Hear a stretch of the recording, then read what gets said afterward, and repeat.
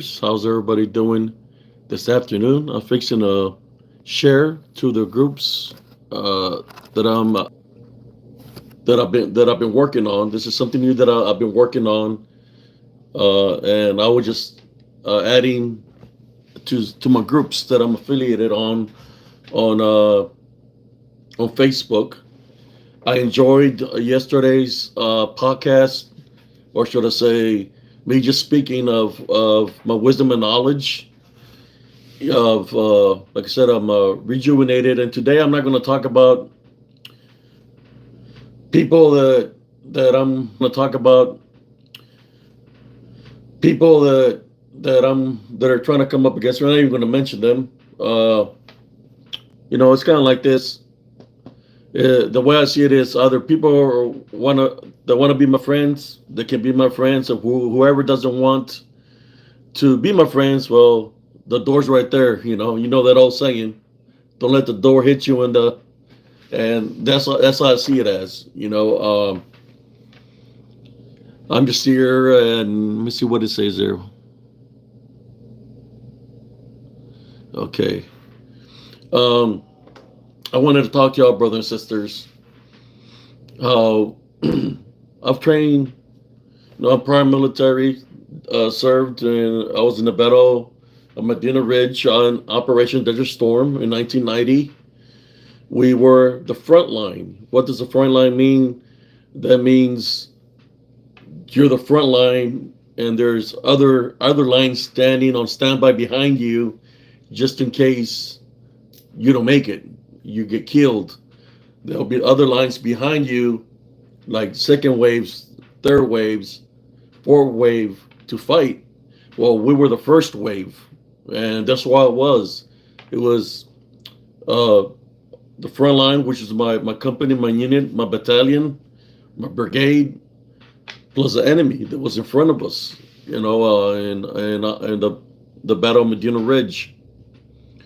Um, I know there was a lot of events that happened, but what I wanted to talk to you about is, spiritually, I've I've always trained. I've run into people in my life that makes me who I am right now. I wasn't one of those type of persons that I pay attention to my elders. I respected the wisdom and knowledge that they had, even though they were older than me. Some of them were real old, 70s and 80s. What I would do when I was growing up, I would go cut the elderly's yard. There was a lot of veterans when I was like around 6, 7 years old. They were in World War II, some were in World War I, and they're already up there in age, and I would cut their grass, because you know they were elderly, and I respected them. There was always giving me advice, even though I was a little kid. My godfather, he was in World War II. He was a tanker, and I would go help him cut his grass when I was a kid. I was real skinny, probably weighed like 50 pounds, 55 pounds, and there I am pushing the lawnmower. He showed me how to work a lawnmower.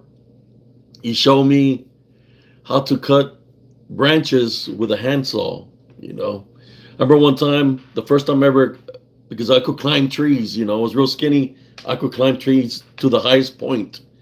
Uh, he wanted me to go cut a branch way up there. I climbed the tree, and I started cutting the branch, and my skin starts coming off in between my fingers. So I climbed back down the tree, and I said I can't do it. And you could say he kind of slapped me a little bit. And he told me this is what he told me. His name was Pete or Pedro. He said, "Don't let me ever hear you say you can't.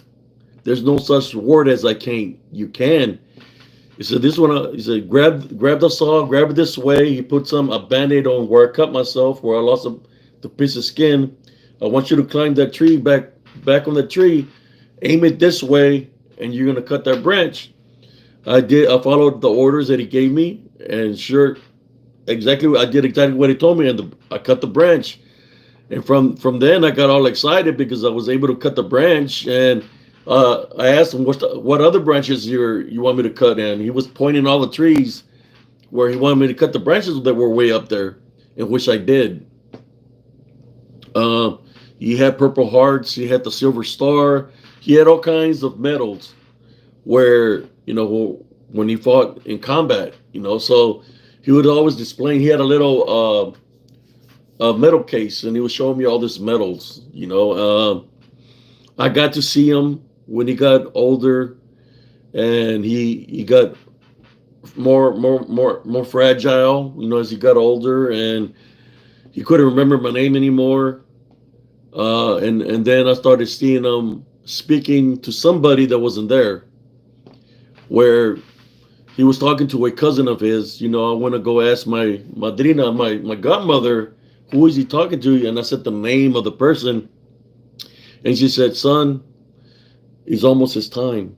His time is almost near. That's why he's talking to somebody that's been gone a long time ago." That's when I started knowing a little bit more of the spirit, where he was talking to somebody that wasn't there, but spiritually, when I guess you're fixing a crossover, you're seeing spirits come to you, that I guess they're going to help you cross over or something in that nature. But he was a good man. That's why I always, I'm a veteran now, and I know that he had been through a lot. There was other veterans. There was one that had a little store. His name was Don Benjamin, which means Don, like Don Pedro, but Don Benjamin. He was field artillery, and he had to wear hearing aids, those big hearing aids. And even with those hearing aids, you had to yell when you're buying something at a store. You had to yell at him in order for him to hear you. And he was in Germany. He fought in combat also, and he would always buy the imported beer, from Germany. On Sundays, he would go to my house, to our house, and he'll be drinking his imported beer, and his wife will come looking for him, and he'll be like, "Shh, don't tell her I'm here." He'll be plastered with that German beer, and she'll get mad, and she'll come and take him. But it was like a routine. He would always come and be with us on Sundays. But he was a good guy. There was another one. There was a Marine. His name was Don Santiago, and Doña Petra, which his wife, she was blind. So I would go cut the grass also. And I remember that when I would go there to cut the grass, they always had lemonade for me. And she couldn't see, so she would just feel my face, right? Use your senses to feel my face. And she was always real nice to me. And Don Santiago, he was a Marine, and he got hit by a blood agent, right? Or should I say, he got hit by a blister agent. So what happened to him is like it could be normal. Next thing you know, blisters just come out of nowhere, all over his face, over his body, and he would start screaming, because of side effects of the blood agent that he had gotten exposed to. So he'll be screaming in pain, and I was always cutting the grass because I felt that it was my duty to be there to help him out, There was a time where there were some people that owned a place right beside them, and they wanted them to sell. They wanted them to sell their land, with their house and everything to them. So what those people that owned this place beside them, because in between where they had their house, the next place over was like an apartment complex, and they wanted the whole land, right? So I was always cutting the grass, and I remember they were crying one time because they're already elderly, This man, he put his life on the line to serve for the United States of America. These people that are coming from Mexico, well, the owners of there was sending people from Mexico to threaten him. They were threatening him, giving them papers for them to sign over the property at a very cheap price. And they were crying, because they were being threatened. by these people that they were hiring people to go using scare tactics to scare them. Uh, I remember a day that I was cutting the grass. It just happened that I was there that day. Because I was hearing the stories that my mom would tell me. I could hear the stories that my aunt would say. And I said, man, if I'm there and these people show up, I'm going to handle business with them because that's my gum. That's Don Santiago and Doña Petra. That's always been good to me. Uh, so there was one day that I was cutting the grass and they showed up in numbers. There was three of them.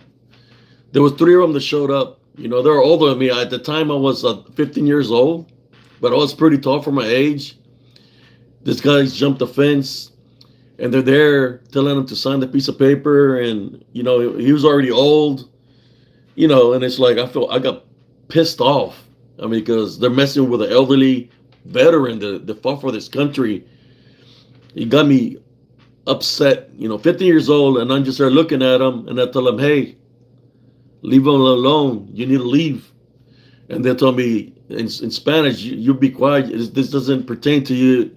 Stay out of it if you know what's best for you. I said, look, I'm not going to tell you again. Y'all need to leave him alone. And they started laughing at me. I said, all right. I shut up the mower. I went into the garage where they had their car parked. Inside there, I got a pig handle. The two that had his back, I took him out with a pick handle. They took off injured, jumped the fence, and took off out of her. The guy that said to me to stay out of it, I threw the pick handle and I beat him up with my fist. And he took off, and I told them, don't ever come back here. They took off running. I beat 3 people that day. He was happy. Don Santiago was happy, crying with happiness. He was literally crying because I defended their honor. Doña Petra, she couldn't see me, and they were telling me thank you, and they wanted me to move in there with them and all this because that I was there to protect them. In that nature, I was being a person like this where I've seen things where, since I was a kid, I've seen people get attacked, domestic violence when I was a kid, and I wasn't trying to interfere when I was a little kid. But when you're a little kid trying to fight somebody that's big, you can't because they just throw you around, right? Well, even then, when I was a kid, that's the type of person I was, and I knew that who I was going to become, just like Mr. Don Pedro knew that what I was going to become. There's people that I helped, the elderly, and I'll stand up for anybody that's elderly. I don't care, if it's my business or not. I'm going to stand up especially for a veteran. It's about respect. These people fought for us, and if I can't stand up for them, and I'm prior military and I cannot stand up for them, then I'm nobody. I'm nobody. Even the years that I would have served, the 10 years I served in the military, I would be nobody. Just like the people that pretend a stolen valor. I dislike those people because they're pretending to be something that they ain't, right?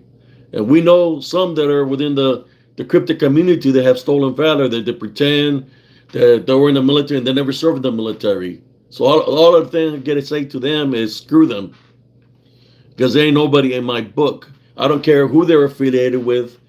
When you have stolen valor like that, pretending somebody that you were in the military or something, I dislike you already. If you were in my presence, I'd probably teach you a lesson or two about life. How very disrespectful that is, especially to those that have lost their lives in combat. I know people that have lost their lives in combat. I know people that have lost their life during training in the military. So when you have the stolen valor, that's a disrespect to anybody that have served in the military, that have passed away in combat, that are POWs. That's a disrespect to them. And like I said, if you're in my presence, pretending to be something you ain't, I'll show you. I'll give you a lesson in life, because that's the type of person I am. And we know there's some people infiltrating with the stolen valor, or they try to take military terms uh, to their advantage when they never served in the military. I can say a lot of terms in the military because I put my life on the line for my country. I took an oath. So I did that, just like those individuals that I respected as my mentors. I would do anything for them because they guided me in life, and I respected them for that, in which I did what I had to do. But spiritually, when you follow your spirit, you follow your gut instinct. You just go with the flow of things. When it's there, whatever is arising, just go with the flow. Let your spirit handle the situation. Um, Numerous times that I've been in battles. I'm talking about physical battles, right? Where I was forced to fight, right? Certain individuals, you call them dingo fights. What they didn't know was this, brothers and sisters, that when you have people that been in combat and are veterans, and they've guided me through my childhood, giving me advice, that one of the things that would tell me, it was workouts. They would tell me certain things, and then I met other people, right, that knew boxing, the new martial arts, that would tell me that I had to find my inner peace. I had to train my senses, in which I did all that. Because when you know what you're going to do, and you're going to put yourself in a situation by taking an oath, when you go there, you're going to be prepared for anything. So when I joined the military, I already knew things. The military didn't have to teach me anything. I already knew. For those that were before me, that guided me. So when I was facing obstacles in the military, spiritually, since I trained my senses, it's the senses. No difference than when you're sensing things spiritually. Those are your senses. You follow your spirit. But I would train daily. They didn't know this. So I trained daily in the woods at nighttime. I would train my senses. So when I went up in situations where I had to fight people, I was trained enough to know, hey, as soon as you knock them out, you take them out, that's it. Don't harm them anymore, because you don't want to cross the boundary of injuring somebody or taking somebody out. So I draw a line that I was trained enough to just, how should I say, handle the situation, in which all the people that I faced, there were TKOs, right? But I didn't go further than that, in which a lot of them became my friends, because they respected that I have self-control to not harm them any more than I had already done to them. So they became my friends, and as they became friends, we got together, and we told them, we talked to my first sergeant, to let her know about the force fights we were involved in. That I was tired of fighting people, that I didn't want to fight nobody, because I rather have friends than enemies. The first time I found out about it, he got these people that were forcing us to fight. This fights happened in Germany, and he told them, leave them alone or else. He said, if you don't leave them alone, I'm going to take your rank. Rank is money, especially when you have family, right? But I'm just letting y'all know, brothers and sisters, that I've been through a lot. I've seen a lot of things, and that's part of the balance. It's about what you're going to do. Are you going to take action a certain way? How are you going to react to a situation? Imagine you're getting all these things happening to you physically, but then what's around us? What's around us spiritually is the unseen. Let me see some of these comments that are here.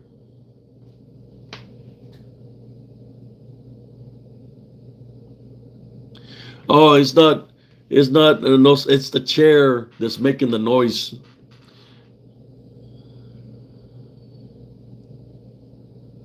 It was in South Texas.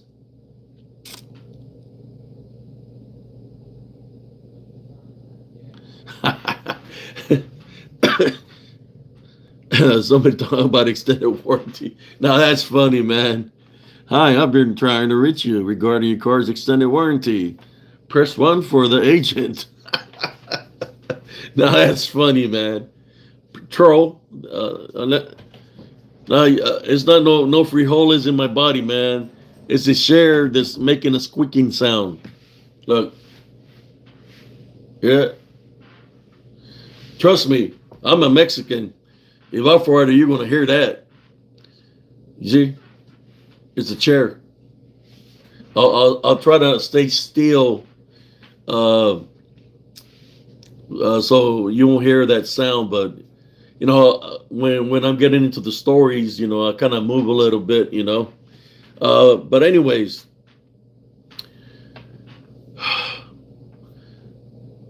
before I even joined the military, I used to go to what are they called? Weekend retreats at a Catholic church in the Rio Grande Valley called San Juan,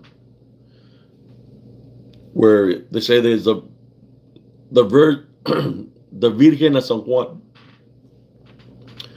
Uh, when everything happened in my family, when I lost my mother, the sister and the priest wanted me to go to those retreats. I wanted me and my sisters to go to the retreats, in which we did. When I went there, you know, even though my situation was bad, there was other people that had their own situations also. Where they were going through their own trials and tribulations, and I would hear their stories, listen to them, what they had to say to me, what they were going through. I'll give you an example of that. There was one, there was a female that she wasn't too pretty, and she said she wanted to kill herself because she should have never been born. And I told her, I said, look, it's not what's out here that matters, it's what's in here, it's what's in your heart. And I told her, and I know that you have a good heart, that you will find somebody that's going to love you for who you are in here. It's not what's out here, and later on she found a boyfriend and everything, because I went to like 2 3 retreats. There was another guy that was in there that was my roommate. He had 90% of his body burnt. 90% of his body was burnt. What happened with him is it was his senior year, and there was a bonfire. Uh, it was raining, and they canceled the bonfire. So he had been drinking, and he said, screw this, I'm gonna go light up the bonfire back again while it was drizzling and raining. So he got 2 gasoline tanks. He poured one down first. As he was pouring down the second one, I guess there was ashes still down there, and it lit up. He lit up the whole bonfire, and he blew the can out of his hand, and he fell inside the bonfire. So he grabs his chair that was in the middle of the bonfire, and he breaks through to go out. So he's seeing his girlfriend that's lit up with the explosion. His girlfriend is lit up. His friend is lit up, and he's trying to put him out, but then they start pointing at him, and he's all lit up. So he's tumbling and rolling. So he was mad about this. He said, this is what he told me.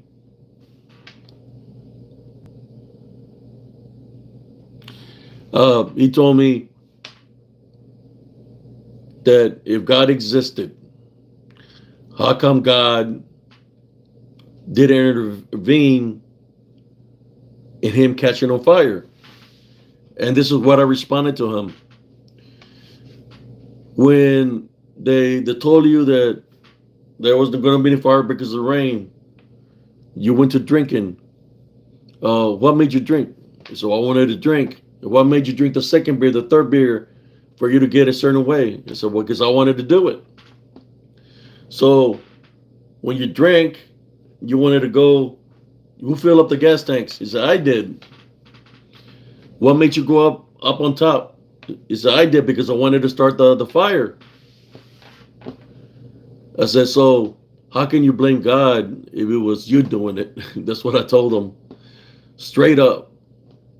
And then he's like, he got mad like he wanted to swing. I said, look, man, if you want to swing, go ahead. I'm just being honest with you. So look at me. I'm 90% burnt. He said, I'm never going to find somebody to love me the way I look. And I told him the same thing. So look, it's not how you look.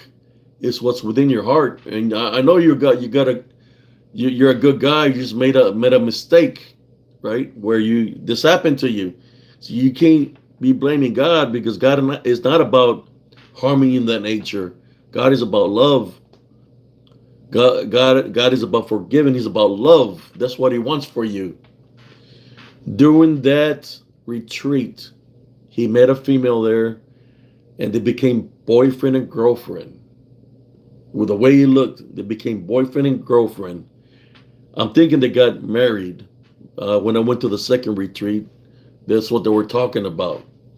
So, in spite of what somebody is going through, or whatever they have endured, you can't blame that in the Heavenly Father. It's up to us to overcome whatever we're going through, right? Let me see.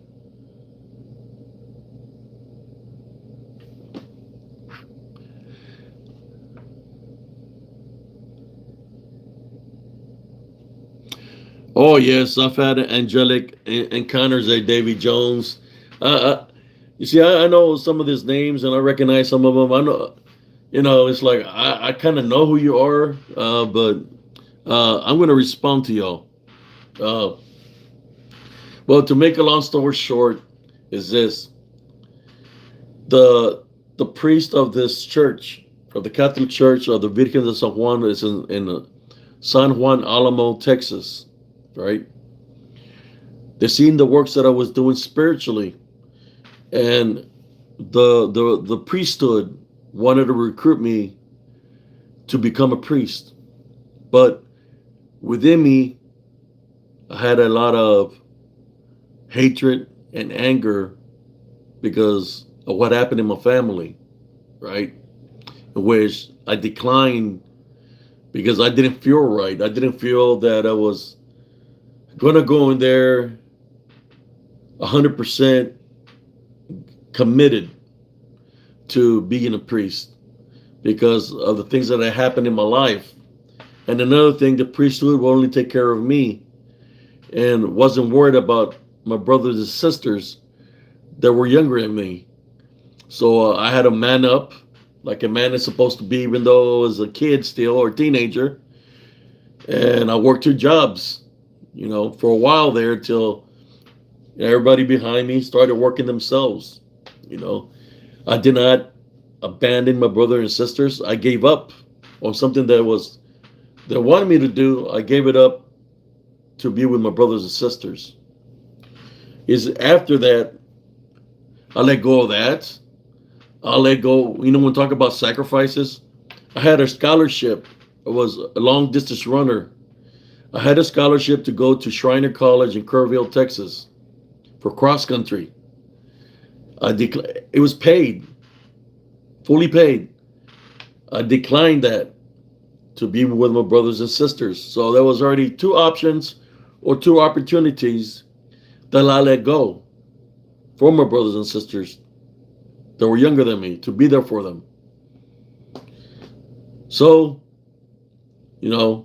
after they left, my sister got married and everybody started going their separate ways. I joined the military. That was my first option that I wanted, and that's why I joined, because that's what I wanted to do in the first place, was to be in the military. Uh, and I joined the military in 1989 to be a 19 kilo, a tanker. Uh, I'm just sharing the stories, brothers and sisters, because uh, I believe some people, some are trolls or jokesters or infiltrating. Some people need to come to reality, to know the things that really happen, so they come to reality, or maybe they're just never going to change. Whether I'm telling them a story or sharing something that they're going to continue the path that they're going to be on. But I'll tell you what, you continue the path of negativity, of what I've seen and experienced throughout my life, is the people that dwell in that do that, the outcome of that is not good for them, because that only is temporarily, because sooner or later karma comes back and bites them in the, I ain't going to say the rest. It happens. I've seen it happen numerous times. How hard it is in this world to maintain a love foundation. It's very hard. I mean, I'm trying to say a story here, and somebody called Master Rich Freeman says, "Hi, I've been trying to reach you regarding your car's extended warranty. Press 1 for a live agent." I'm gonna lie. That's kind of funny, man. I don't have nobody checking out the comments or nothing like that. I'm just checking it. I'm just reading what's coming up. Um, but imagine if you use that talent of being funny. You're making me laugh. You're being funny, which that's a good thing. Maybe you should be a comedian. Make people laugh. Laughter is good. Laughter. Um, how should I say? Makes people forget things that might be going through or what they're going through. You can use that as a skill set to do something positive, make people laugh, right?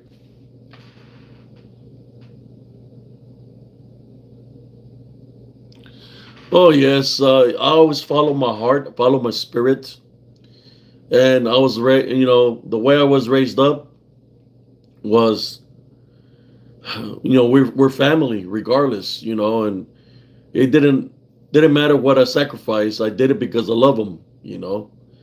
And we see a lot of less that nowadays, that people won't do something like that because it's all about them. They won't do something like that. you know. But I know that my brothers and sisters love me for what I had, what I sacrificed.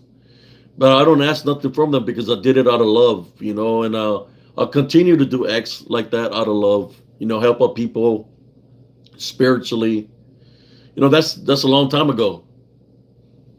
Then I got to go do a little bit of college while I was in the military, and I had a 4.0. Maybe things will be a little bit different, but it doesn't matter to me. To me, it's about the good deeds that I did. That came out of my heart. That's out of love.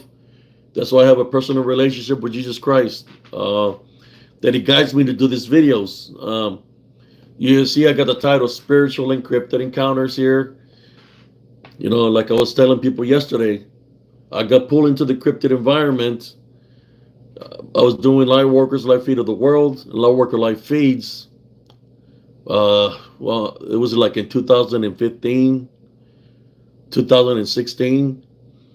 Somebody seen a post and a picture, and they brought me into the cryptid community to get in contact with Vic Condoms for Dogman Encounters, in which I have my first podcast episode was with him, Dogman Encounters 53. And I talked about the spiritual aspect of it, what happened to me in that encounter. If y'all don't know, never seen it, check it out. Dogman Encounters 53. You know what I was trying to tell people, because of the time frame that I had the encounter and how many there were at 3 in the morning, since I'm spiritual, that's the demonic hour. And three is making fun of the Trinity, right? So I said that what I probably seen and witnessed, no matter what form they were at, which to me they look lycanthrope or werewolf like, uh, that to me there were demons manifesting to look that way. Uh, the reason I know this is because I prayed, and when I was praying, uh, the deliverance prayer, saying the Our Father, um, they kept on repeating something, trying to break my prayer. The thing they were saying was this. They kept on saying, the Holy One, the Holy One, the Holy One. They kept on acknowledging the Our Father, and they kept on saying the Holy One, in which I was able to walk out of there safely because I was praying in true faith and true belief in Jesus Christ, and I could feel His presence. I could feel the angelic presence around me. You know, somebody said, "Have I ever had an angelic experience?" Yes, I've have had numerous angelic experiences, and that was one of them. Imagine being surrounded by six beings that are about 9 foot tall, possibly 10 or higher, looking down at you. One's very close, looking down, and you have uh, three alternatives of three ways to get out of that situation. One is to run to the creek that's behind you, like 10 feet behind you. The other is to run like 30 feet to the left or 40 feet to run to the highway. And the other option is to go back the same way you traveled. I chose to walk back the same way I traveled because I don't know if what I was witnessing was something real. Uh, because if it was a real creatures, real flesh and blood creatures, six of them they would attack. You know, a pack of wolves would attack. A pack of wildcats would attack. A pack of cougars would attack. But I went into prayer. I said, I have to get the sin of fear. I need to ignore what I'm seeing and just focus on finding my inner peace, which my inner peace was prayer, which I did. When I was walking through them, they were turning their heads. They're looking down at me because that's how tall they were. I had a bat. I had no flashlight. I was in there in the darkness. I had a bat, and the bat that I had was a wooden bat. It looked like a toothpick compared to how big these beings were. And I said to myself, if they're real, this bat is just going to get them pissed off. So I let go of the bat. The only protection I had, I let it go, throw it on the ground. Because if they were real, I didn't want them to see me as an aggressive, should I say, predator, because that's how they would see me, as the enemy, right?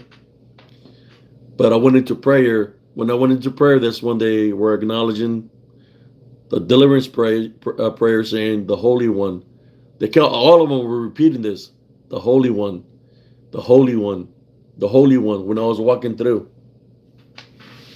In which I knew then that what I was dealing with was something demonic. They say that, y'all know, when Jesus Christ ran into the man that was possessed, that had the legion, that they knew who he was, right? And he knew what was within the man that was possessed. And he cast them because they didn't want to go back, so they cast them into the herd of pigs, the legion, into the swine, right? That was in deep prayer, man. So they had to acknowledge, because I was calling upon for spiritual help, in which spiritual help came, and I got taken out of there spiritually, guided to get out of there through the Heavenly Father, and whatever was there couldn't do no harm to me because I was being protected at that time through the prayer. No, some people will have to be there to understand where I'm coming from with that. As my sister was waiting for me, the reason I was there that evening is because there was a woman that was yelling for help. I was asleep. My sister went and woke me up and said, "Hey, Abe, something's happening out there. I hear a woman screaming. She sounds like she's in pain. There's something happening out there. Somebody's doing something to her." I go out there. It's a little bit cold. I'm out in my boxers, and I hear the woman crying for help. So I go in there, put on my warm ups real quick, grab the bat, and I took off. And I told my sister, "You want to go?" I said, "No." And she said, "I'll stay here with the kids," right? Because she was living with me at the time. I took the bat, and that's how I went up in there in that situation. Imagine you're looking, and when I went in there, I had the bat in my hand because I was getting closer to the sound of the woman yelling for help. As I as I as I had the bat and I'm getting close to the sound, and I'm fixing ready to swing because the sound is very close. And then all of a sudden the sound just stops. The woman's not yelling for help no more. And I say, "Is anybody out here?" Nobody responds. It's like quiet. So I'm looking around. The leaves are falling from the trees, and I'm looking across the creek, and I could see the gas station, and I could see the club, but everything's empty. The parking lot is empty and everything. So um, when that happened, I could feel something behind me. My senses, my spiritual instincts kicked in. I could feel the presence of something behind me because my hair stood up. So when that happened, I knew that something lured me in there. Something, it had to be something spiritual. The way my hair stood up, and when I turned around, that's when I seen the one that was very close to me, which was on the right side of the path. That one was, I would say, like 5 to 6 feet away from me, looking at me, looking down at me. And I could see two other ones like in 5 meter intervals on the right side of the path. And to the left, I could see one that was crushed down all the way down, like if they're going to go tackle. The one was one too low to the ground, and there was another one in the distance standing up, just looking. So I was in a predicament, but thank God that He got me out of there safely. You go check it out if you want to check it out. Dogman Encounters episode 53. At that time when I did that, things were still happening. Spiritual things continue to happen after that, in which I was fighting spiritually. So on that podcast, you can still hear where I was still going through things. My voice sounded different than what I'm sounding right now, as in because I was still things were still happening that were spiritually. You could say being spiritually attacked, demonically attacked, things like that were happening, spiritual battles that I had to overcome there in Elms Grove. Like I said, sometimes when you go through something, I really didn't want to tell nobody what I was going through till I shared that story. Then it's kind of like it made me want to share, everything about what was going on, in which I already had a group called Positive Spiritualist, where I was leaving pictures and videos that I would make in that area to keep it as you could say, a documentary or a recording for me to understand what was going on around me.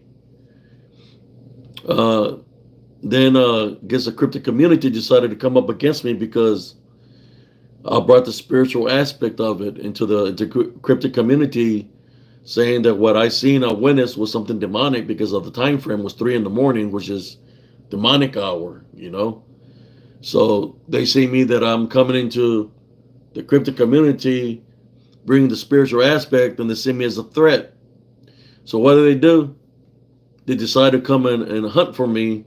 And next thing you know, my regular Facebook gets permanently deleted, in which when that gets permanently deleted, then the group that I had got permanently deleted also, which was Positive Spiritualist. But I had all my pictures saved and all my videos in which I rebuilt it. And once I got to a certain amount of numbers of followers, they came at me again, and they stopped it from growing. And I said, should I just stop doing what I'm doing? But I'm not a quitter. I'm a spiritual warrior. I'm tested physically, but being in the military where I've been, I said I'm not going to give up. I'm going to continue to do the works, no matter what people say, or trolls if they want to say something negative. I don't care. It's not going to stop me from doing my works. So I don't let that stop me from doing what I do. It's something. The people that come up against them, they get pissed off because I'm still here doing my spiritual work. So they get real upset because to them, no, I call them disembodied demonic Nephilim. Guess what they are? They're demons. If y'all know about the Washers, they created the Nephilim, right? They were part of the one third that fell, but they were here first in the one third before it fell. But they're affiliated with the one third because they were going against God. They slept with women. They created the Nephilim. Then the big flood came because the Nephilim were destroying everything on earth. They were destroying all the creations that God created, right? So the big flood came and destroyed the Nephilim, in which they became disembodied Nephilim, in which they have the capabilities as demons. That's what they are, and they can manipulate the environment. They can manifest to look beastly, in which that's what the cryptid community is confusing these demons for cryptids. And like I tell people, when the cryptid community, I hear it all the time when they say they shoot at a Bigfoot, that they shot him between the eyes and the bullet missed them, went right through them, or they shot a dogma or any kind of cryptid and they miss. The reason they're missing is because they're not here physically. They're here temporarily. That they take certain manifestations temporarily. So when you shoot them and you miss them, it's because they're in spirit form. So you're not going to get a kill. So they get mad because I say that, and they get upset because it takes away from what the information they're trying to put out there. And like I tell them, I say, okay, how many years have y'all been looking for a Bigfoot? Have you found a body? No. Has anybody got a confirmed kill of a Bigfoot, a dogman, or any kind of cryptid? No. So basically, what I'm saying is, what they're really dealing is disembodied demonic Nephilim. They've been here for a very long time. They're called many names. Then, of course, you have shapeshifters, skinwalkers, where they learn the necromancy and the witchcraft from what they call Bigfoots, in which the natives know they're demons. That's a DDN.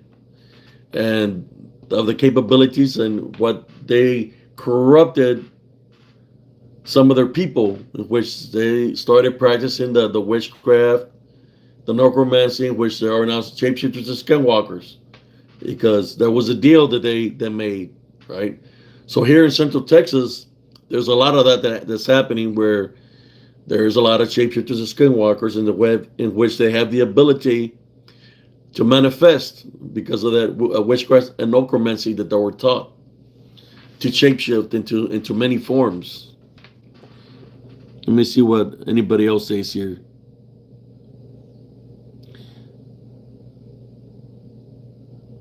Oh yeah, that's what the Sasquatch is what I call them the disembodied demonic Nephilim. I witnessed one. I'll share this story with y'all. The first time I witnessed a disembodied demonic Nephilim was when I was 5 years old with my grandfather. We had chicken coops in the back of their house, and it's like their house and our house was like in the same lot, a 4 lot.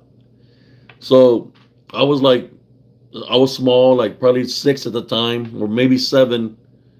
I can't remember. But I was with my grandfather, and it was raining. and we were grabbing the eggs from the chickens, from the coops. We had grabbed some eggs from one of the coop, or the from one of the coops. So the chickens were clucking on the bigger coop, which was like a cabin. And he told me, he grabbed a stick and he said, "Wait right here. The possums are trying to kill the chickens." So he grabbed the stick and he went towards the cabin, or the chicken coop, you want to call it that. When it went in there,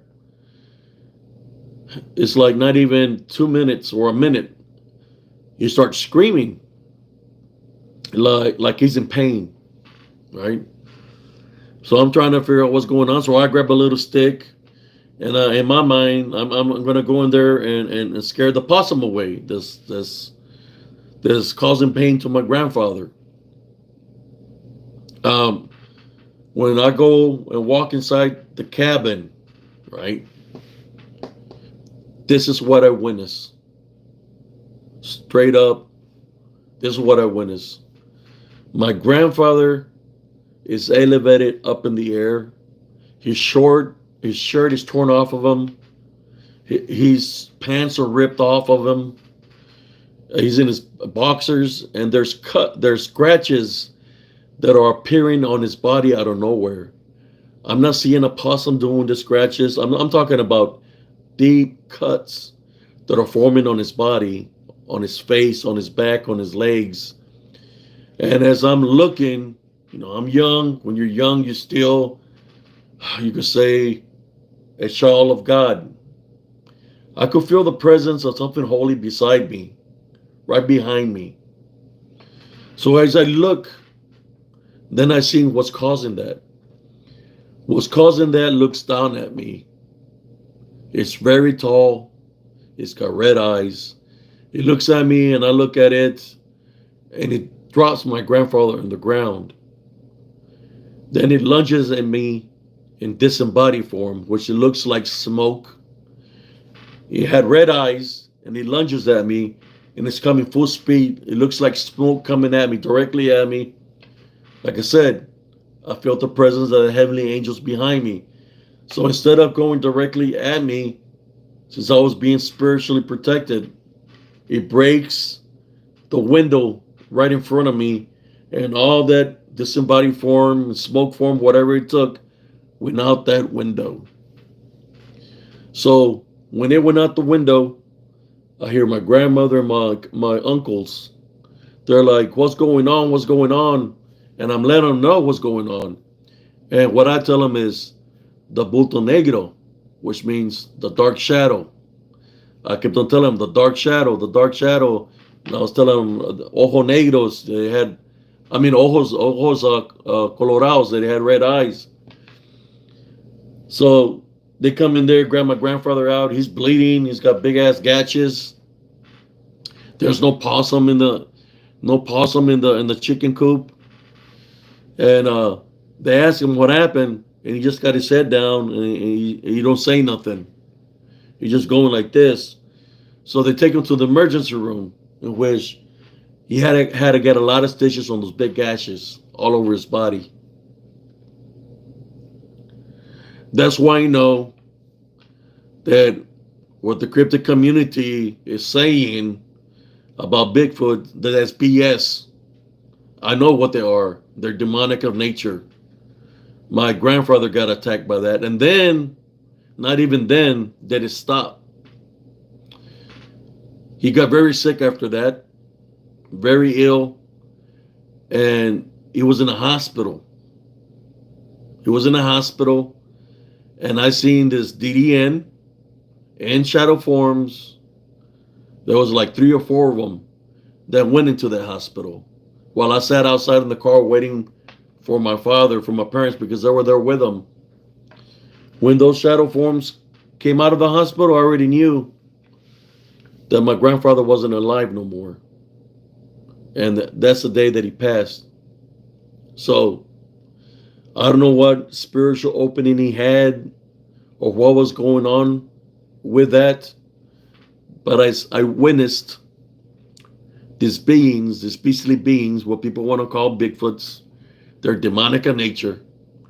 I've seen this at a very young age, and I'm just here to spread the truth of my wisdom and knowledge and experiences of what I call the disembodied demonic Nephilim. But they do have capabilities, but the capabilities they have is more of spiritual capabilities, that they have the ability to elevate somebody in that nature.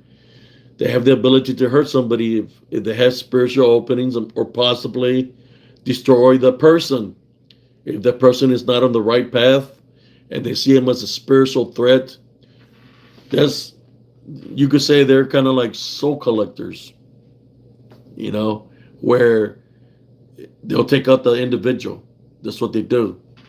When I hear anything with red eyes, whether it's a Bigfoot, a Dogman, a Hellhound, the Hatman, the Mothman, to me, all those are there as soul collectors.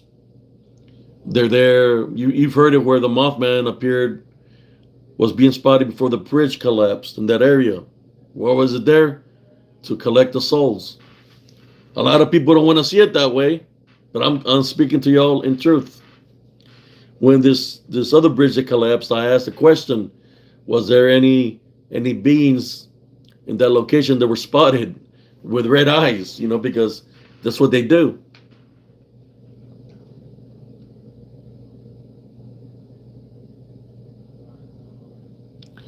Oh yeah, they'll come in numbers, man. That's what demons do.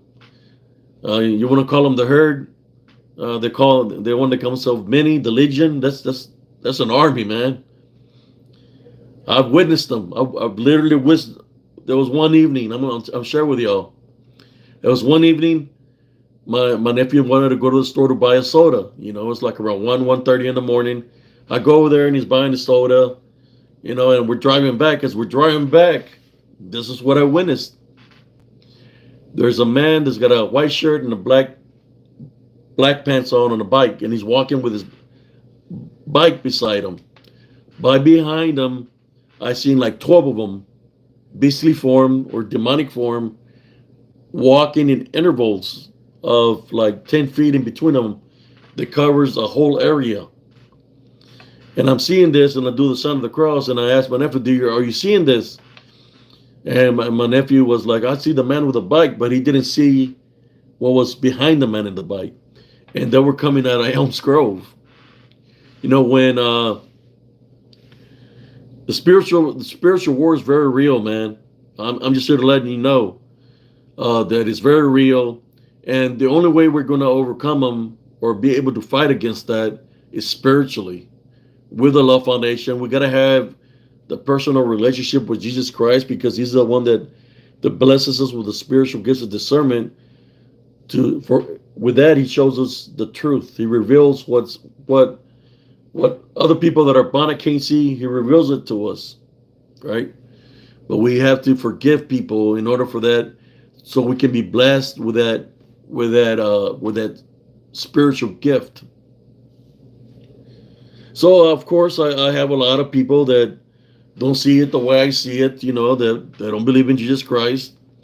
They want to continue to give belief. They want people to believe in a Bigfoot. They want people to believe in a Dogman. But think about this. They want people to believe in this, but they're really setting them up for failure, because if they're demonic in nature, right? They're demonic in nature. By believing them, what is that doing? That's leaving a spiritual opening for them to get spiritually attacked. I say to y'all,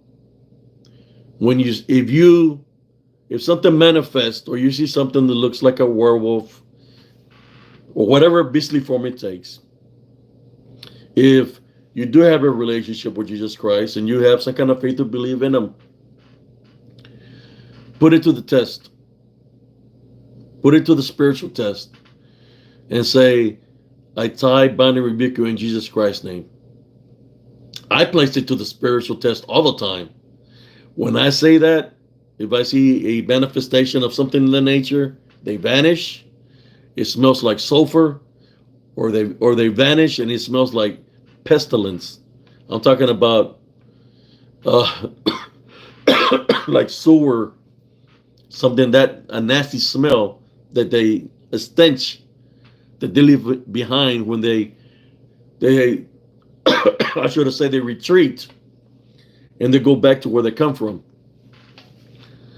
That's what they do. Let me drink a little bit of water, y'all. I'm still recuperating from some allergies that I've been having. Who do we got here? Let me see.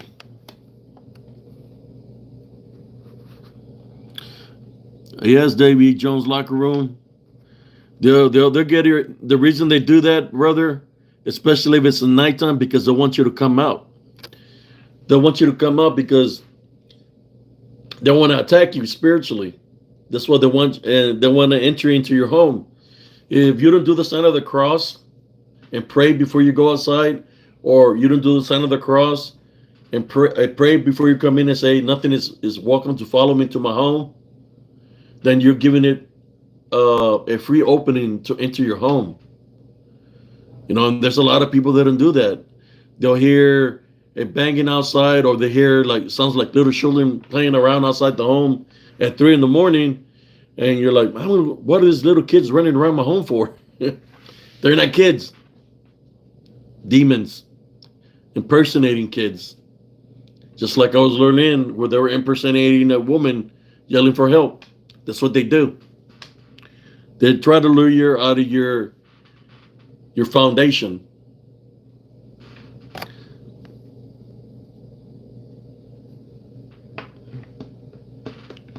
A chicken zombie.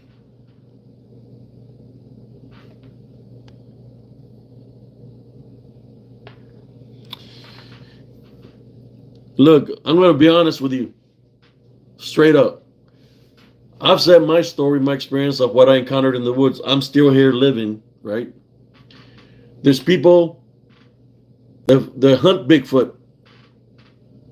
There's no hair on the head harmed, right? Physically. But how many people do you know that have been doing this works that have died a different way, tragically, where by doing those works, they've died tragically because they get bonded or they get possessed, right? They don't know that they have this, they're carrying this negativity on them, but it's draining them, draining their energy. And next thing you know, they're not here in the cryptic community no more. They're not here in the paranormal community. They're not here in the spiritual community because they didn't take the right measures to get rid of whatever attached themselves to them. He said, I'm recuperating. It's been a month.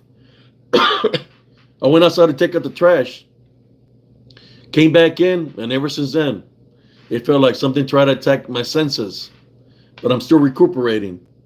I'm waiting to recuperate to be 100%, so I can able to do my spiritual works again, to go out there and investigate, in which I already know what's out there. That's how I capture a lot of my videos, a lot of the screenshots of my lives that I do out there. They like to interfere on the live feeds, which they cause, you could say, like a lot of interruption or a lot of lag. When the interruption is there, that's when they surface up. You can hear them speaking different languages. You can hear them making growling sounds. You can see movement where they're moving around you, moving fast. So that's when I go into prayer and I start fighting spiritually.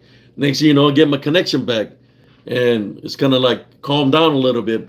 Then all of a sudden they interfere in my connection and they resurface up. So I go into prayer again. I start to bind and rebuke him in Jesus Christ's name. Last time I went out there, one of them jumped on my neck. And I'm talking about, you couldn't see nothing, but it jumped on my neck, and I guess it manifested weight on it, that it was so heavy on me that it almost dropped me to the ground. I started praying. When I felt the weight, I started rebuking it in Jesus Christ's name. Then the weight went off of me, but my toe got injured. My toe literally got injured when I'm fighting out there spiritually. My toe got injured, in which I'm still recuperating for that, for my toe. I have an appointment through the VA to go. When the doctor seen my toe in the emergency room, they told me, "Were you lifting something heavy?" I said, "It looked like it just. I never seen something like that. It looked like you were lifting something very heavy. Is that how you hurt your toe?" That's what he's telling me. So it's like I said, "Yeah, it was something very heavy, something heavy, very heavy that was on me." That's what all I told him. But my toe had gotten injured that way. If they have the ability to manifest temporarily, to look very big, then they have to manifest, and in that manifestation, temporarily, they can, as big as they are, they have the ability to manifest weight on them. So that's why sometimes you hear the footsteps running at you.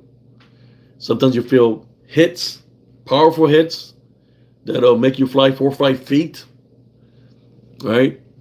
And they do that because they want you to believe it's something that's happening to you. The more you believe in the hit, that's a real hit. It's going to gain more power over you. So what you do is not give it the power of belief. You go against what it's trying to do. That's what I did. I said, what opening do I have that the things continue to come at me? So I said, I have unforgiveness. I had to forgive this man that had a lot of hatred and vengeance for. I forgave that man. When I forgave that man, all the things that were happening to me ceased. Because then I did not have a spiritual opening. And the Heavenly Father blessed me with the spiritual gifts of discernment so I could understand what I was dealing with. So I overcame them through Jesus Christ. And that's why I say these stories.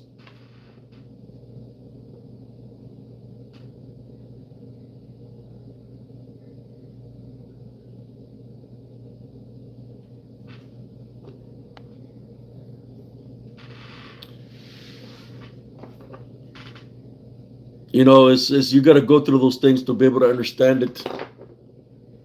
Um, I see a lot of hoaxers in the crypto community. People placing pictures of people in costume, and they'll say, "Oh, that's a legit Bigfoot." No, it's a legit person in costume. You see them everywhere. These people in costumes through through through the camcorder, the cams, and the place in the woods, the drones flying in the air, doorbell cams, people pretending to be Bigfoots. Why? Because they haven't killed a Bigfoot. They can't find a Bigfoot. So the only way they can keep the myth alive is by hoaxing, by creating this people pretending to be Bigfoot to keep the legend alive. I think it's funny, because these people come at me and say, "You're ruining the crypto community. You're ruining what we've worked up to do this. All the work that I've done for the past 60, 70 years, you're ruining it."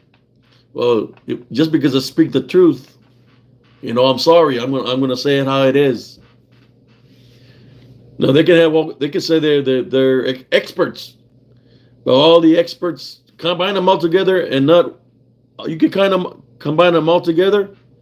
Not one of them has a single body. None of them has a confirmed kill of a Sasquatch or any other kind of cryptid.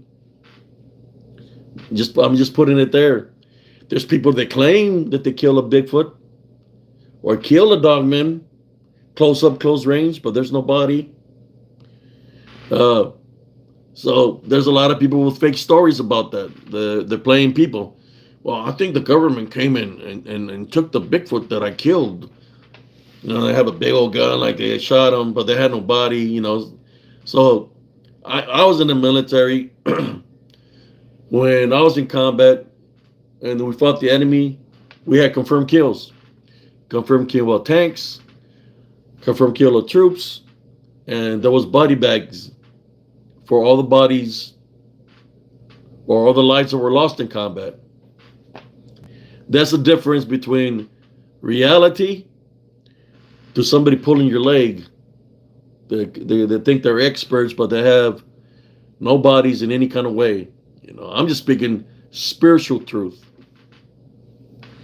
And the reason I stayed in the cryptic community, I figured, well, should they targeted me, they deleted my Facebook, that I lost all my pictures of when I got married and everything. So you know what? I'm going to create another account, and I'm calling it Spiritual Encrypted Encounters, just to piss them off. And here I am. They should have never come at me in a negative way. If they wouldn't have done me dirty like that, I most likely would have left on my own. But since they did me dirty that way, I said, okay, let's do this. The funky comodina. And I just played. Let's do the funky comodina. I said, let's do this. What I know, what you know. Let's throw the evidence out there. The proof. I have spiritual proof. And I don't mind taking people to the areas where I've had my encounters. I don't mind. Because if there's somebody that says, well, I got to see it to believe in it, you don't want to believe in it. But if you want to see it to know that is there in the spiritual way, they're more than welcome. I'll tell you where the locations are. I'm not afraid to show you where these locations are. The only thing I ask is that you're spiritual ready, because there are demonic forces that are out there, and they will attack. They will attack you. If you have a spiritual opening, it'll drain your energy. It'll drop you to the ground. Try to take you into the woods, deeper into the woods. I see people get elevated up in the air and get dropped on the highway that's in between those woods. Trust me, that activity is there, and it's very hot and heavy. Let me see some of these comments here. I hope that other guy with the insurance, I think you had the wrong number, buddy. My car's been paid off.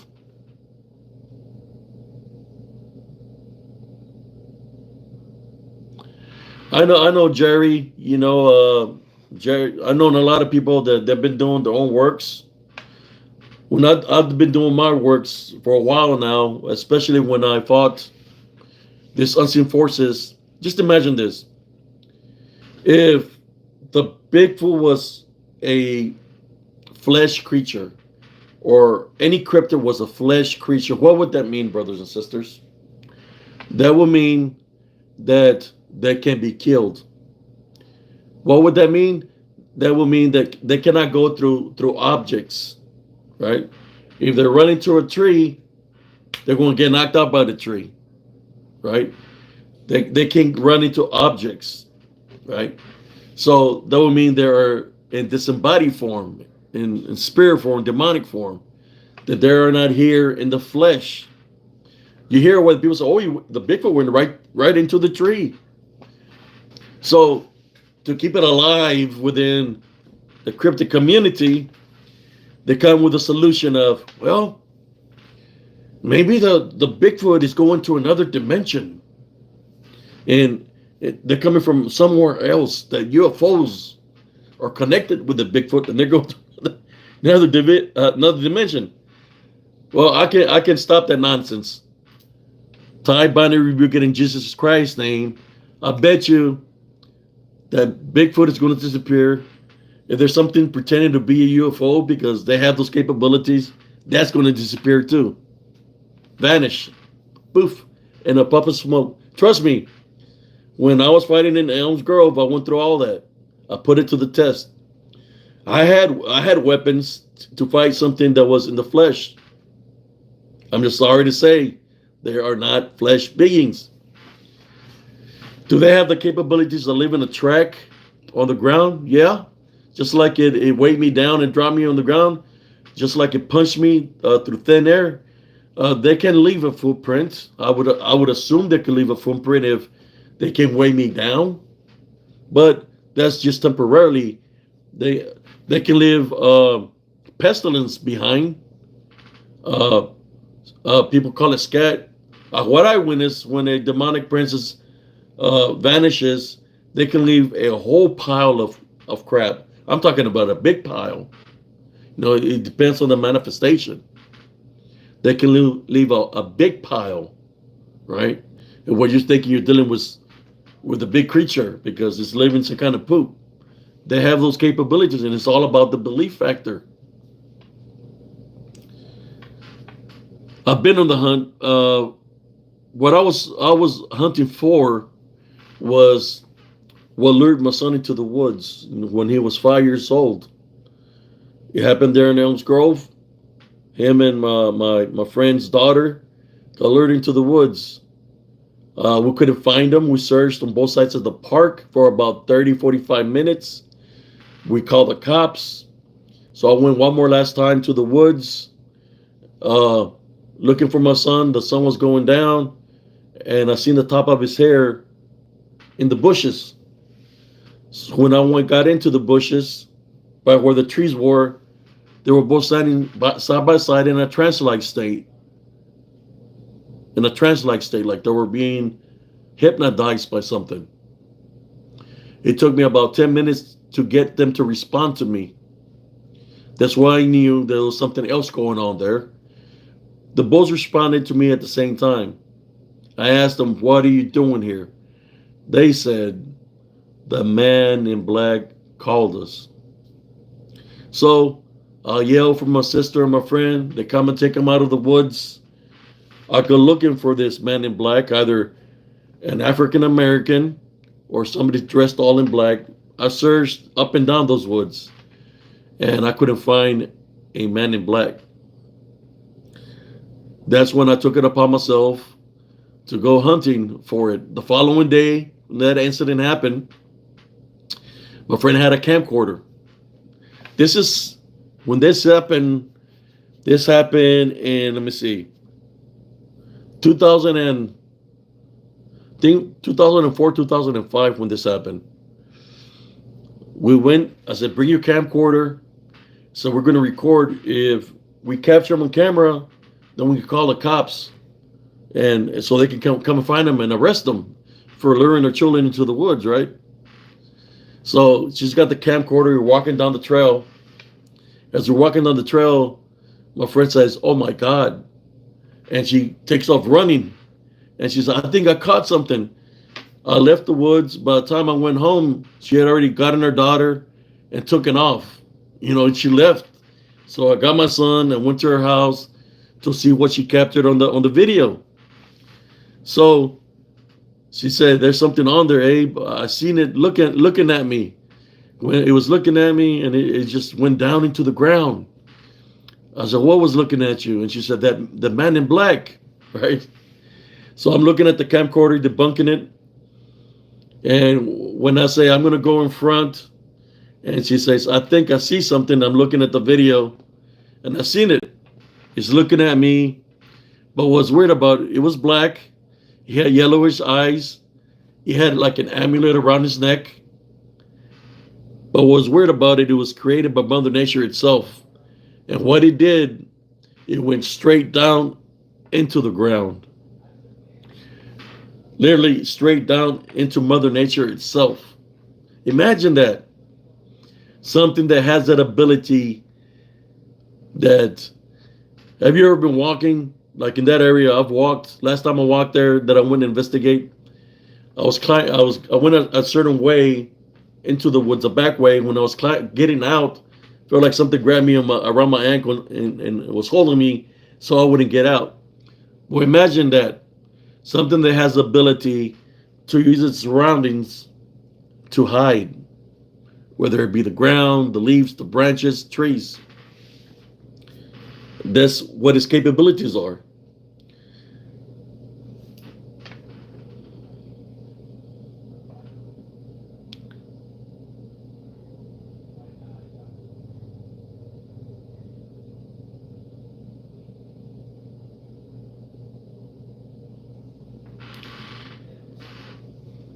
star people.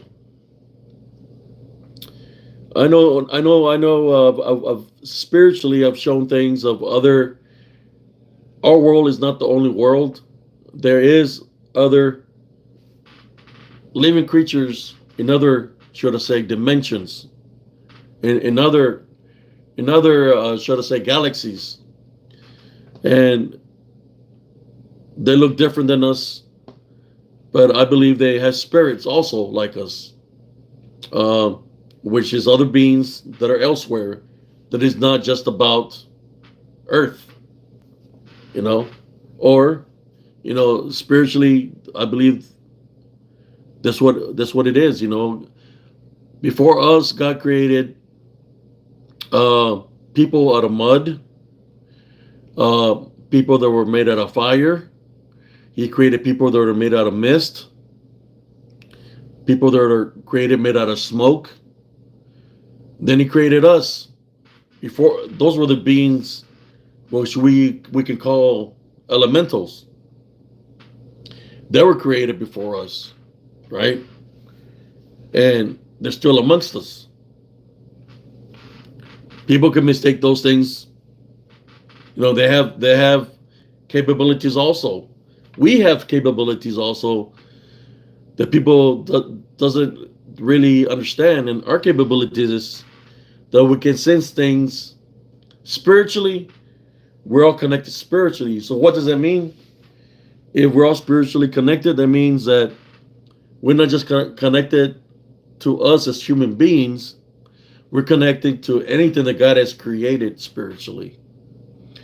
That's why we train our senses so we can able to see what's within God's creations. That's how I'm able to capture this DDN in the woods, which they are not God's creation because they're created by the watchers. But they know what's in my heart. They know I'm spiritually blessed, so they decide to photobomb me, try to come and attack me to try to drain my energy. So I'll fight spiritually, but I'm able to capture their images, how they look. Not they all look different because they take different manifestations. They have the capability to manifest to look like you or me. People talk about double hangers. Well, they have those capabilities to deceive people.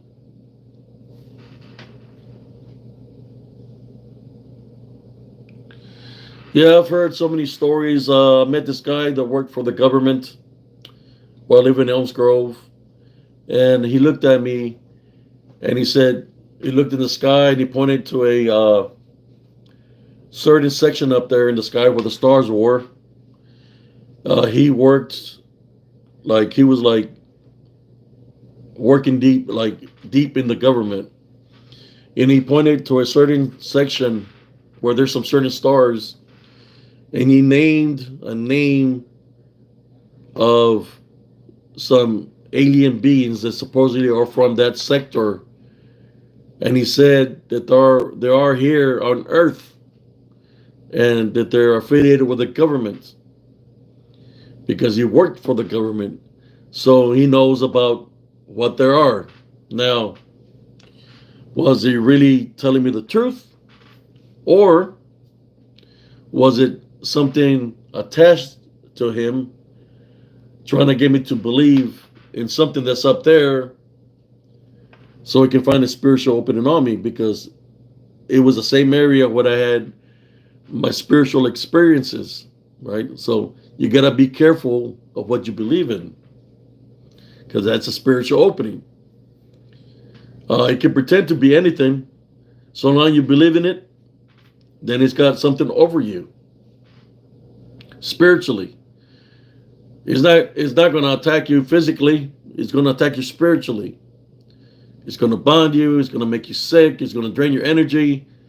And so long he has some kind of stronghold over your household because you're giving it the belief factor, it's going to continue to drain you, man. People say, "Oh, I got a succubus, incubus living in my home." It's because you're allowing it. You got to take authority, cleanse your home, and take authority and tell it to leave your home. Once you do that, then you'll see the difference in atmosphere in your home. But there's a lot of beings that are out, spiritual, demonic beings, unclean spirits, whatever you want to call them, that are out there that are, how should I say, deceivers. They like to deceive people because that's how they work. Deceive people to get a grasp of them, bond them, or possess them.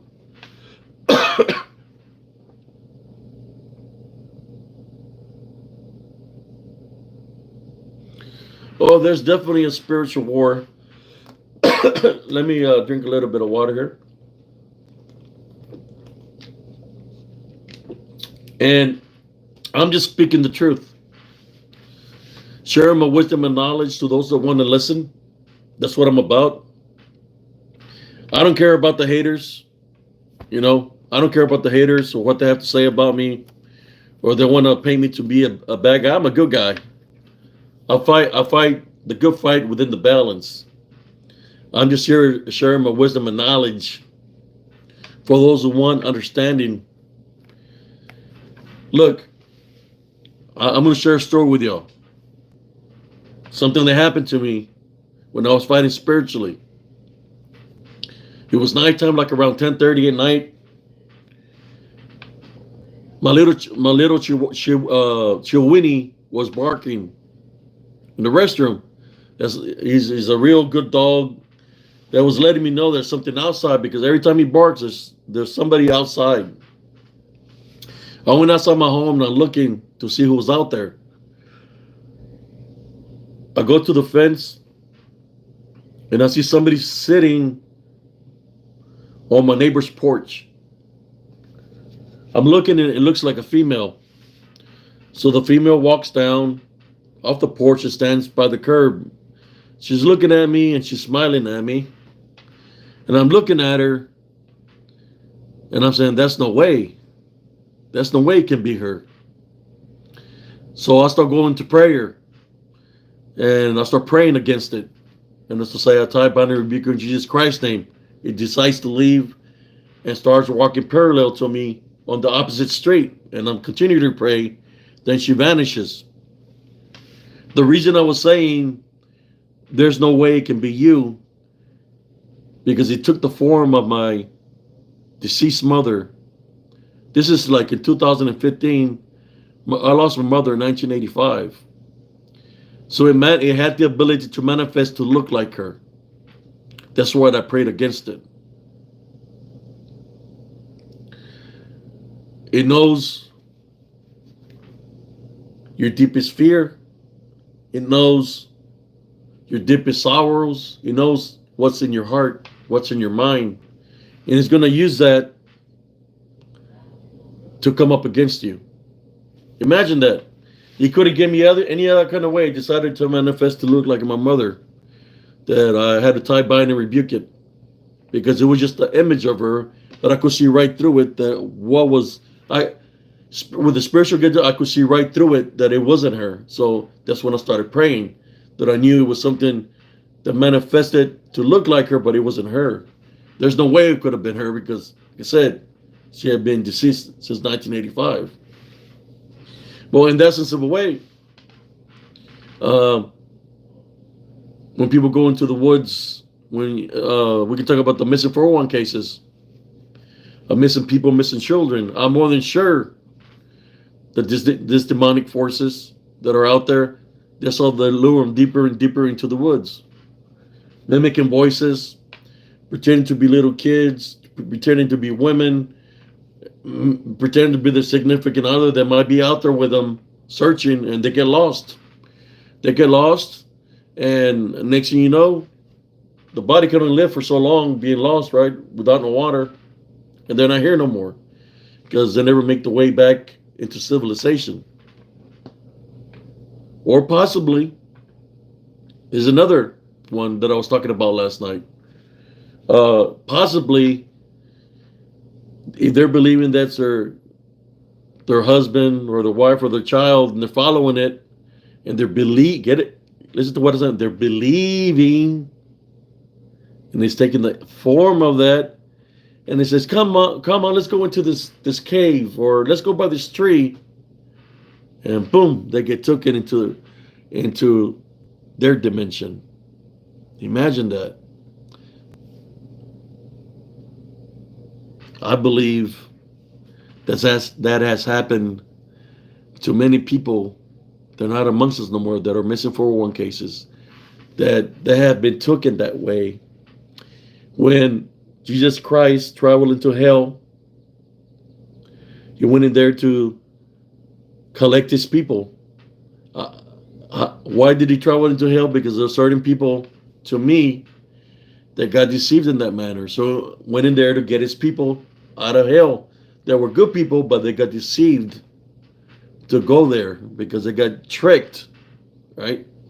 So in that nature, I believe that there's a lot of people that are missing, that are there. You know, they're lost in there. And the only way that there will always be, it's about the spirits now, right? Is through Jesus Christ, for them to be found or located against spirit. I'm talking about the spirits, right? To come together, united as one. That their spirits, that's where they're at. The news doesn't talk about it that way. The people that want you to believe that they're real, they don't want you to talk about that. There is animals that are out there that can kill somebody, drag somebody. Cougars, mountain lions, bears, wild boars. But instead of saying maybe that an animal could kill somebody that in that nature, they'd rather say it was a Bigfoot that did it or a dogman that did it. But what about the people that disappear out of the face of the earth where there's no body, there's no bones, there's no trace of them? I believe that's how they've been taken out of this reality in that nature. By befriending them or making them believe it's them. And they get taken somewhere else.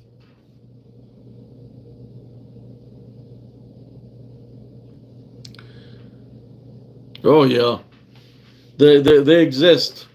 I've witnessed them. I've been fighting spiritually all my life since I was with a curandera in Mexico. I was 3 years old. I was 3 years old when I got taken over there. I got taken over there because my older brother was 5, and they couldn't find a cure for him. At that time, they had that fever that was going on.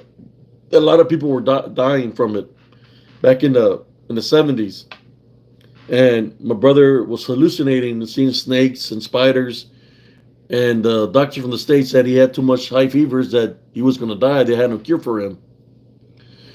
So they contacted this medicine woman that was from Tamaulipas, Reynosa, Mexico, right? Or Reynosa, Tamaulipas in Mexico. And she said that she could heal him.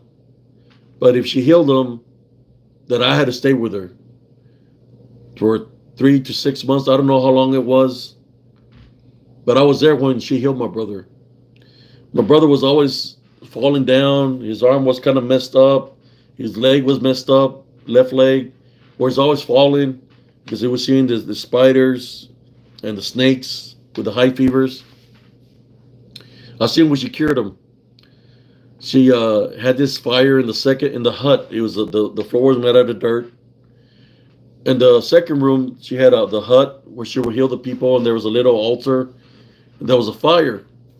She grabbed his eggs, started rubbing them, started praying for my brother. And next thing you know, she cracked the egg. When she cracked the egg, there was a little black chick that came out of there. It had a broken wing and a broken leg, and it died. I see my brother get healed. His arm was better, his leg was better. He had no fever anymore because the maldad, which means the wrongdoing that he had, went into the egg or into the little bird. And when it was used as a host, she was so good that she said what happened to my brother was something that wasn't natural. What happened to my brother? That somebody placed a witch placed a hex on him. That a witch caused that. So that day, she prayed for whatever was done to my brother to go back to the sender, right? Whoever placed the hex. She even sent the name of the woman that did that to my brother. Um, I see my brother and I see my brother and my mom leave, and I stayed there with the medicine woman. Um, I would eat refried beans with corn tortillas. She would make them out of scratch. Um, and I was there like her, I guess I was her eyes, spiritual eyes, where people that were sick would come in there and she will heal them. She will heal them in the way where I will see this DDN that I speak of. She will heal and her spirit will go into the people's body wherever they were feeling pain, and whatever was causing the pain will leave the body. And I'll see the shadow form or shadow beastly form of these demonic beings that were spiritually attacking these individuals, causing them to be sick, and they will leave the hut. And she would look at me and say, "Are they gone?" And I would just point where they would leave the hut. Sometimes it would be one, sometimes it would be two. I think the worst that I've seen, somebody had like 3 or 4 in them. That had them real sick. You know, it was an old man that was real sick. So I did that for a while, helping her out, seeing I got open to the spiritual realm in this nature. In which, by doing this works, the spiritual works, I seen the enemy come. Not the enemy of the DD and they're rising up, the enemy that was doing the hexes. You know, so I call them brujos and brujas in Spanish, but you could call them dark witches, a cult of witches. They came to her one evening. She was talking on the door. She had her house protected spiritually. You know, I was trying to look who she was talking to, and I could see a bunch of women in her yard, and then I could see what we call lechuzas on the trees, which is this owl-like creatures, but they're really witches in their manifestation, right? That they take that manifestation. They were there pissed off. They were there pissed off, and they told her not to be helping out any people anymore. And they were mad because when she said the wrongdoing that was done to my brother, the witch that did it passed away. So they were pissed off about it. And they were there to handle business. But she was very strong spiritually. And I know that the heavenly angels were there with me. So they couldn't enter the home. After a while, after seeing all this works, seeing numerous demonic beings, Didion form, coming out of people, I was in an outdoor restroom. When I came out of the outdoor restroom, I heard a woman say my name. I looked at the woman. I didn't recognize the woman. Like I said, I don't know how long I was there. Then I looked, and I recognized the woman. The woman was my mother. She had come back to come get me. And she came and got me. Took me back to the States. But that medicine woman, she was already old. I was young. She was already up there in age, probably like in her 80s or 90s. She was very old. But she was spiritually gifted. I could see people run away from her. But it's not the people that were running away from her. It was the spirits that were bonding those people running away from her. Because she had the capability to get rid of those unclean spirits. So, after I came back to the States, my life was never the same. Because I got open to that. And I've always been able to see spiritually. Imagine going to school and you see one of the kids with an unclean spirit attached to them, and you see it moving around in their face. So I go over there and I say, "Hey, how you doing?"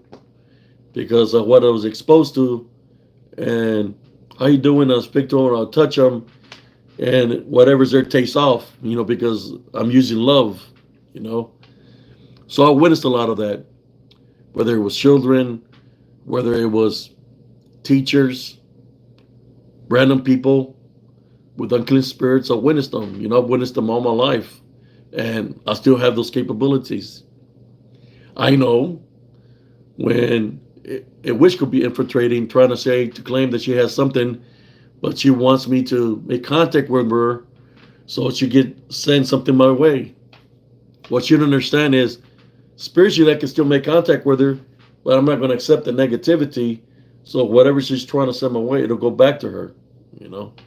I've had people challenge me spiritually all my life since I was a kid, all the way to now. Uh, I had I was in seventh grade. I went to drink some water from a water fountain because it was hot, and I just finished track practice. There's a lady that appears in the aisle, and she said, "Is your name so and so?" She said my name, and out of respect, I'm like, "Yes, ma'am. That's me. Is your parent so and so?" I said, "Yes, ma'am." Next, she drops this amulet with bones and all kinds of stuff on it, and she's saying something to me in a different language, looking at me, trying to give me, I guess, the evil eye. So I look at her. I have my love foundation, and I start praying the Our Father. I already knew the Our Father, so I start praying the Our Father because I knew I was in the midst of a spiritual battle. As I start praying the Our Father, somebody said here, have you ever seen something angelic? Yes. Right behind me, when I was going into spiritual battle, there was 12 golden angelic figures behind me. I could see them to the sides of me. I could see them to the back of me through my parallel vision. Look, they were right behind me, and she seen them behind me, right? So when she seen them behind me, because I called upon them to come and assist me, she got so scared that she drops the amulet. It shatters on the ground. She turns around and takes off running. That was one of my first spiritual battles where I overcame the enemy. And I can't count them, man. I've had so many of them, because they know where I stand spiritually. They know where I stand in the balance. They know where my heart, that I have Jesus Christ, that I believe in Jesus Christ. So that's a never-ending story, I guess, I think this morning I talked about where there was a verse in the Bible where it says that people are saying, there's peace. And Jesus says, there's no peace here. Because he's seeing the balance. He's seeing that the spiritual war is still here. It's still here amongst us. People are yelling for peace. They want peace where they want peace. But Jesus Christ knows what's in the hearts of those people that are claiming peace, that they're not being genuine, that peace is not in their heart, right? So he's basically saying, you're yelling out peace, but there's really no peace in you, because he knows what's in their heart. But in essence of way, that's why I created this group, to try to help out people spiritually.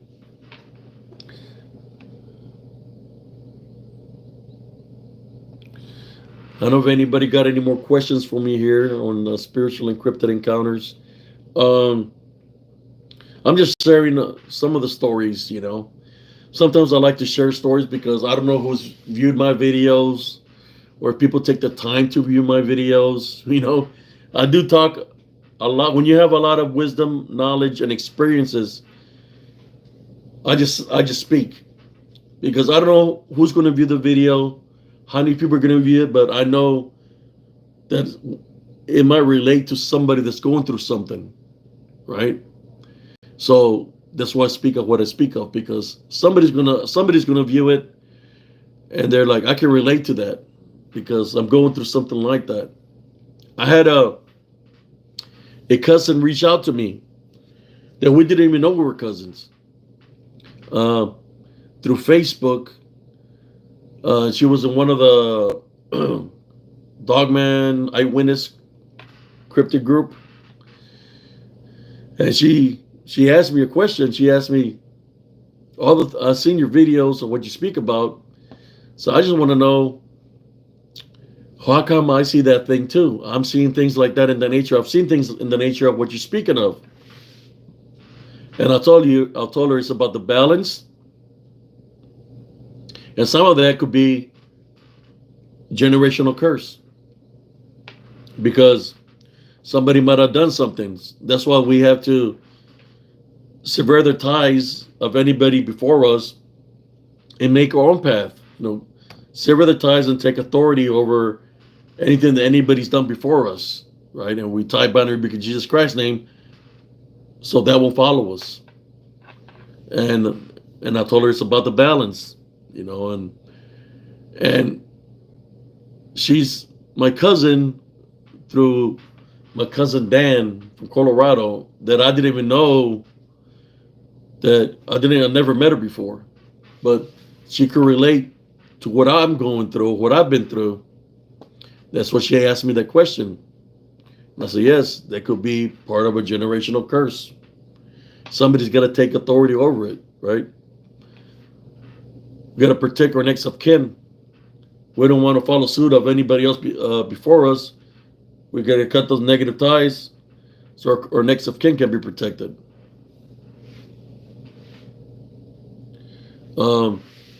But yes, I have spiritual encrypted encounters on Facebook where I have a lot of pictures, short reels. I used to debunk my videos, could make short reels, take screenshots of pictures. And at one point in time, I was making recordings from what they were saying. But I felt that could be, if it's demonic, that they can transfer in that nature. So I stopped kind of doing that. Some of the things that they would say towards me was not good at all. Some of the things they would say when I'll be out there investigating in the woods by myself, they'll be like, get him right now. They'll be like, leave now. Or they'll say, let's kill him. On the videos, we'll debunk it. Or they'll be talking a different language. They call themselves devils. Or they say it's Lucifer. And when they're saying these things, my senses are going off. So I go back to the places where my senses were being triggered, and that's why I get the proof and evidence, where I get pictures, make the show reels, and disembodied voices. When those things happen, still we can't believe in them, because if we believe in them, even though they exist spiritually, right? We believe there's power to them, so we can give them that power, because we are greater than that, because we have the chance to make it into the kingdom of heaven. They don't. I know everybody's doing their own works. I know everybody's trying to accomplish something, trying to get some messages. The only thing I can say to people within the cryptic community is this, or we're all human beings. Nobody's greater than nobody. We're all equal in God's eyes. We're all equal. No, I know everybody's trying to do their own works, just like I'm trying to do my works. You respect my works, I'll respect yours. You disrespect my works or come at me in negative ways, then so be it. I won't consider you a friend no more, because I don't got time to be playing games with anybody because of the works that I do. The works that I do is a matter of life or death. I've seen it where they possess people. where they possess people and they have taken over the host, over the body, over the vessel. They have full control of the body. And I'm trying to get the people into safety. As I'm trying to, I happened to a gentleman on the bridge. Um, I'll lift my hat so y'all can see my eyes. I was walking, and he was walking on the opposite side of the street. I seen this man get elevated in the air about 7 feet high and get slams on the ground 3 times. Slam, picked up by an unseen force. He's laid out by the rail of the bridge. So I walked parallel to him, said, "Do you need help?" He's not responding. I go to the middle of the bridge and cross over to his side, and I yell, "Sir, do you need help?" He's not responding. He's unconscious. Then finally, he starts moving, starts getting up, and he's staggering, coming my way. We're in the center of the bridge. His eyes are kind of red. I figured because he was hot, you know. He's looking at me and I'm looking at him. And this is what he tells me. He tells me, "Next time I see you, I'm going to kill you." I said, "Come on, sir. Come on, sir." I ignored that because I knew that he was being demonically attacked. I said, "Come on, sir," using my love foundation. "Come on, sir, let me get you over here. Let's go over here to this store over here," which was across the bridge. It was a Dollar Tree at the time. And he tells me again, numerous times, "Next time I see you, I'm going to kill you," because it was the demon that had possessed him speaking to me. I wasn't worried about what he was telling me. I was just trying to get the man to safety. And I said, "Come on, sir, come with me, follow me." So I took him all the way into the Dollar General. As I took him into the Dollar General, I told him, wait right here by the cashier. So as I'm grabbing water, I start praying over the water. And he asked the female, "What's your name?" She said her name, and this is what he told her. "Next time I see you, I'm going to kill you." She got scared. She was fixing to call the cops. And I said, "Ma'am, you don't understand. I found him on the bridge. He don't know what he's saying. He hit his head. He don't know what he's saying." So I opened up the water that I prayed for, that I blessed. He drank it. When he drank it, whatever was in him left. He became normal. He looked at me and he said, "Hey, thank you for the water." He was talking normal. And the girl was looking at him kind of scared. And I asked him, "Can I ask you a question, sir? What were you doing? You don't remember me helping him across the bridge." I said, What were you walking?" He said, "Well, my truck ran out of gas and I was walking back home to get my gas tank because it was at the house." That's all he remembers. He don't remember me helping him across the bridge. He don't remember getting elevated or dropped on the ground. He don't remember none of that. So he don't remember about 5-7 minutes, probably 10 minutes. It took me a while to get him off the bridge. That bridge didn't have no rails. So whatever was in him could have made him jump off the bridge. Could have made him jump into in front of a car. But I maintained my love foundation and I knew that I had to get him to safety, in which I did. I followed my spiritual instincts. So that can happen also. That you have to fight spiritually. If somebody gets overtaken through possession, you have to fight spiritually to be able to get rid of whatever has possessed that individual to get them to safety. You hear it all the time. "Oh, that person committed suicide. This person committed suicide. This person committed suicide." It's because these demonic creatures, or not creatures, these demonic beings or demons, DDN, whatever you want to call them, that's one less soul.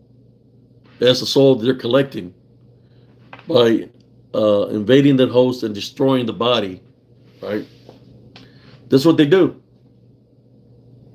So that's why I try to help out as many homeless that I can. If I see somebody that has a negative attachment on them, I'll cast that out of them so they can become better. And then I'll have a conversation with them to see what's going in through the life that caused for that attachment to be upon them. And I'll say a little prayer with them upon the Heavenly Father to protect them. You know, if they're living in sin or done so wrong, I'll get them to repent, to close that opening, to protect them from what I cast out to come back to them. And when they come back in numbers. Uh, so when you see somebody that's on drugs, that's a drunk, that's homeless, don't judge them because you don't know what they're going through. You don't know if they might have a negative attachment to be in that situation that's keeping them bonded. But anyways, I think I passed my time. Thank you all for tuning in. God bless every single one of y'all, and everybody have a beautiful, blessed evening. Peace out.